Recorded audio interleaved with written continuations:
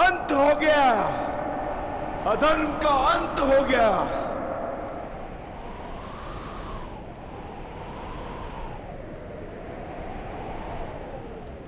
ज्येष्ठ, पांचाली से कहना मैंने अपनी प्रतिज्ञा पूर्ण कर ली।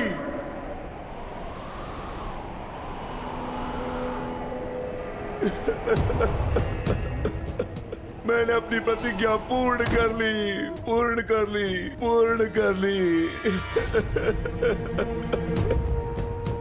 ये 100 हाथी के बल वाला भीम 100 भ्राताओं का हत्यारा बन बैठा।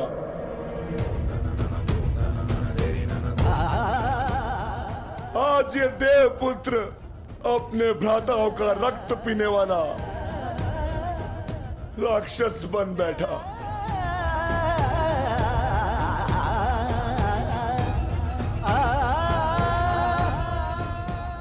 मैंने अपनी प्रतिज्ञा पूर्ण कर ली पांचाली।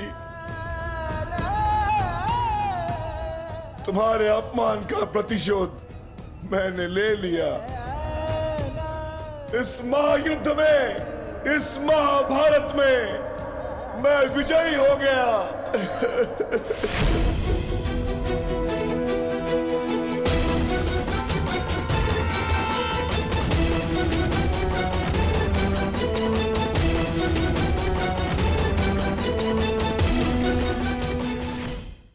इस महायुद्ध में, इस महाभारत में मैं विजयी हो गया। परंतु आज स्वयं को हार गया ये वृकोदर भीम। हार गया ये वृकोदर भीम।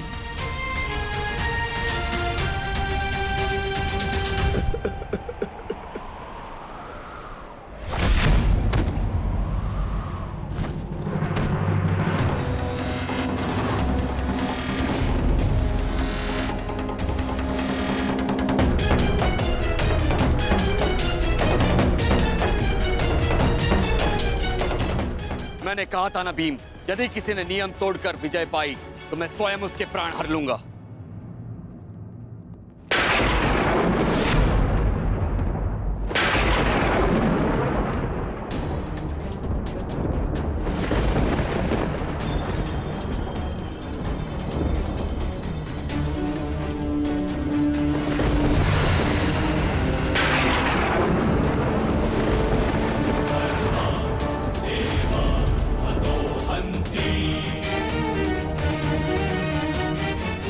तुमने दुर्योधन की जंगा पर प्रहार करके द्वंद का नियम तोड़ा है भीम।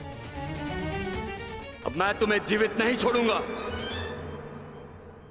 धर्म स्थापना के लिए यह आवश्यक था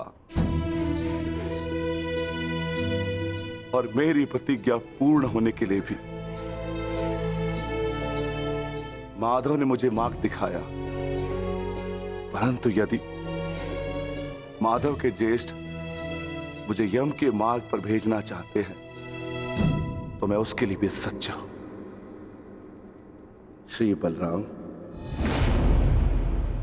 हाँ बलराम, अंत कर दो इस दुष्ट का। ये हत्यारा है। इसने मेरे 100 पुत्रों की निर्दयता से हत्या की है। जिन पांडवों ने मेरे वंश के वृक्ष की जड़ों को काटा है, काट डालो उनके वंश के वृक्षों को। ये क्या अनर्थ हो गया महादेव। आपके दिए गए वरदान के पश्चात भी ये माता अपने पुत्र, अपने दुर्योधन को उस कृष्णा के छल से नहीं बचा पाए। ये कैसा न्याय है आपका। इसने 100 पुत्रों के गर्वित पिता को पुत्रहीन कर दिया। इसने एक अंधे के सभी स्वप्नों को अंधकार में डाल दिया।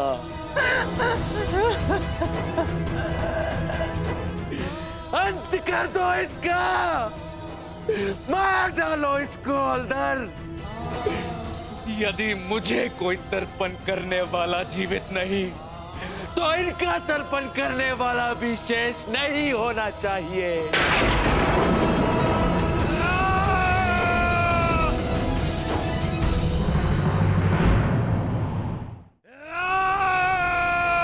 एक क्षण रुक जाइए दाऊ।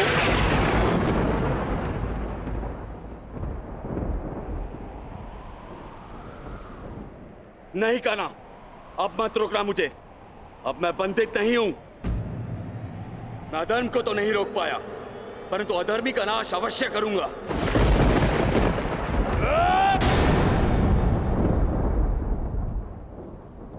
किंतु अधर्म कहां हुआ है दाऊ?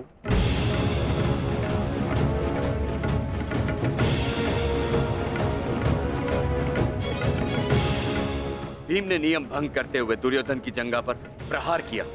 क्या यह धर्म नहीं? तुमने स्वयं अपनी आंखों से देखा है कान्हा, फिर भी तुम मुझसे ये प्रश्न कर रहे हो?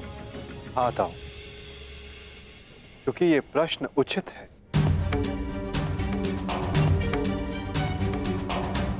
माना कि गदा युद्ध में कमर से नीचे प्रहार करना गदा युद्ध के नियमों के विरुद्ध है, परंतु गदा युद्ध तो तभी समाप्त हो गया था दाऊ, जब दुर्योधन ने भीम के हाथों से गदा गिरा दिया था। किंतु उसके पश्चात क्रोध के कारण दुर्योधन निहत्थे भीम पर निरंतर गदा से प्रहार करते रहे। क्या यह उचित था दाऊ?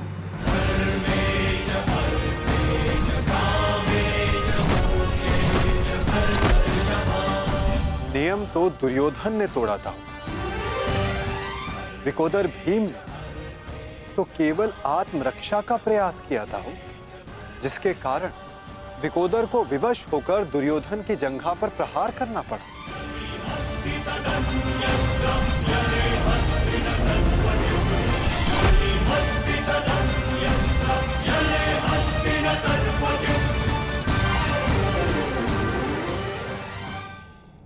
और दाऊ, स्मरण रहे, नियमों को भंग करना तो दुर्योधन ने प्रारंभ किया। दाऊ, जब दो योद्धा आपस में युद्ध करते हैं तो वो एक दूसरे को उकसाते हैं, किंतु किसी की कुल वधू का मान मध्य में लाना और उसका अपमान करना क्षमा योग्य नहीं होता है दाऊ। आप क्या चाहते थे दाऊ? कि दुर्योधन इस युद्ध में विजयी हो जाए और पांचाली को अपनी जंघा पर बैठा?